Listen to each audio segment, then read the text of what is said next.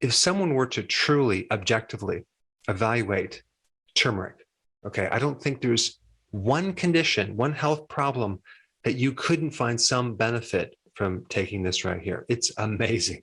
I've been growing turmeric for the last 9 months, and I finally harvested it, and my wife and I are eating it. We're just chewing it. It's like an aromatic carrot. It's not very strong, but boy, does this have some serious potent properties. But first, let me talk about how to increase the bioavailability of turmeric. Now, anytime you take turmeric in a supplement, I highly recommend you don't take it in the curcumin extract only. You want the whole plant, because curcumin is only one of many, and I'm talking about thousands of different phytonutrients in turmeric. So if you get something that says curcumin extract, also make sure it comes with the turmeric powder. Or you could just, like I said before, chew the whole thing. Number 2, black pepper or white pepper will help you increase the absorption by roughly 2,000%. The white pepper actually increases the absorption a little bit better, but they're both pretty similar. Now, what you could do if you're going to take a supplement or just consume this, you can just take a black peppercorn or a white peppercorn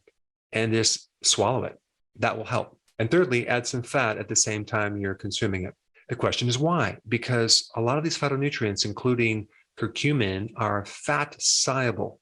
So in order to better absorb them, you need some fat. You can do ghee, you can do butter, MCT oil, coconut oil, olive oil, any of the fats, just a little bit. Now, the other thing to know is that these phytonutrients are a bit heat sensitive. So if you're going to put them in your foods, chances are they're not going to be as potent. The other point is, if you get a supplement with turmeric or the curcumin extract, make sure you get the one that's freeze-dried, because freeze-dried allows for these enzymes to be activated. So they're in a state that's dormant, but they're not overly processed or heated. So let's just do a deep dive into what this stuff actually can do for your body. Out of all the plants, I would imagine that turmeric is right at the very top as far as the number of studies that were done on this. I'm talking about double-blinded, placebo-controlled studies on all sorts of things. The 2 big areas of research for turmeric are, number 1, inflammation, and number 2, cancer. And the amazing thing about turmeric is that it has virtually no side effects. There's been no deaths, no serious side effects, maybe some slight digestive problems if you have too much.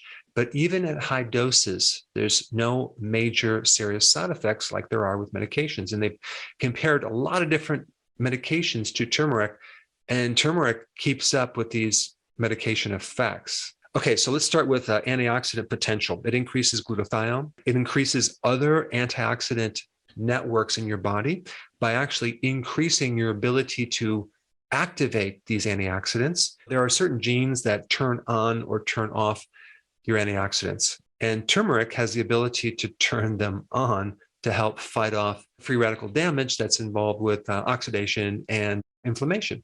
Turmeric also has potent effects for your brain and nervous system.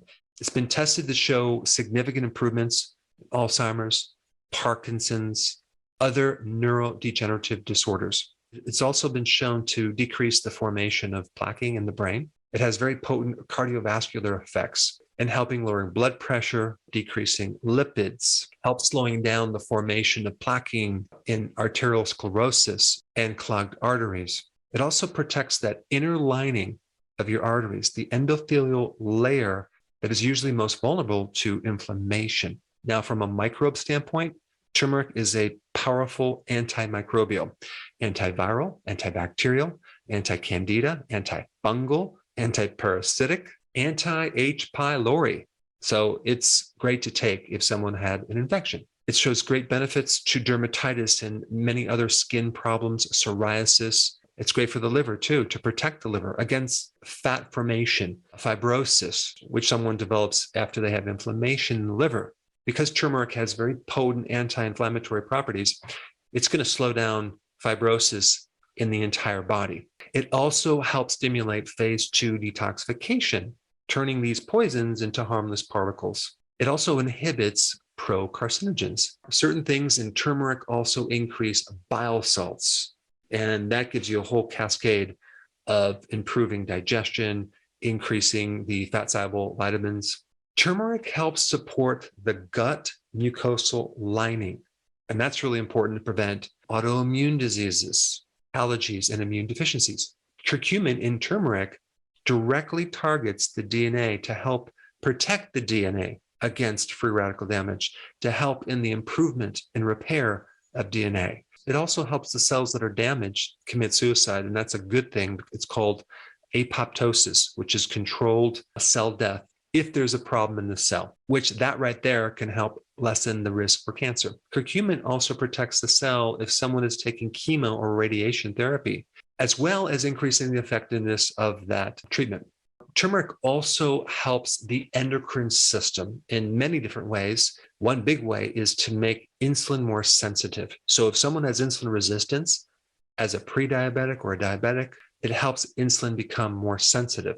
There's been quite a few studies, and I'm talking about like clinical trials that are double-blinded, placebo-controlled studies showing protection against a pre-diabetic going into a diabetic. Also, at the same time, diabetics taking this greatly reduce the complications from diabetes. So even though they have diabetes, they have a lot less side effects. Also, turmeric shows great therapeutic benefits in being an adaptogen, which is something to help you increase your tolerance against stress. This has also been used to help depression, anxiety. So it can help both mood disorders as well as cognitive disorders. But like I said before, cancer and inflammation are the two primary things that turmeric is known for. There's a lot of research in many different types of cancers, not only directly targeting the cancer, but inhibiting a lot of the mechanisms that are involved with cancer, including inhibiting angiogenesis, which is feeding blood flow to the cancer, countering some of the mechanisms that cancer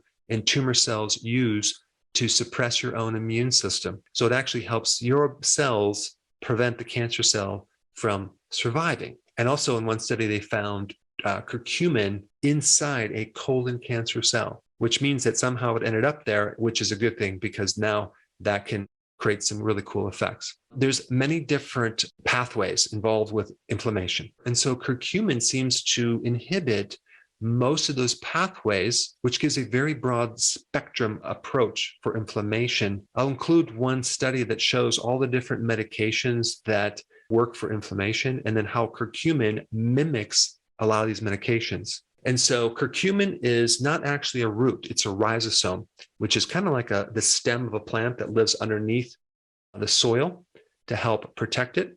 And like I said before, it's